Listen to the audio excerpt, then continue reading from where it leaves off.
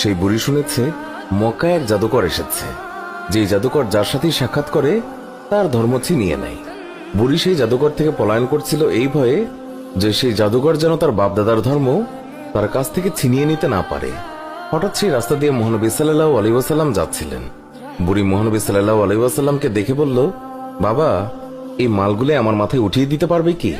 মহানবী সাল্লাল্লাহু আলাইহি ওয়াসাল্লাম যখন মালগুলি তুলে দিতে গেলেন, তখন তিনি দেখলেন মালগুলো খুবই ভারী, আর এত ভারী যা বুড়ি উঠাতেই পারবে না।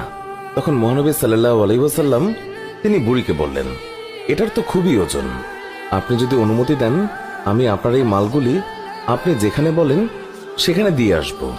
বুড়ি তো খুবই খুশি, সে খুশি মনে অনুমতি দিল। মহানবী সাল্লাল্লাহু আলাইহি ওয়াসাল্লাম সকল মালপত্র নিজের মাথার উপর তুললেন আর বুড়ির সাথে পথ চলতে লাগলেন। আর বুড়ি পুরো রাস্তায় ওই জাদুকরকে বকা দিতে দিতে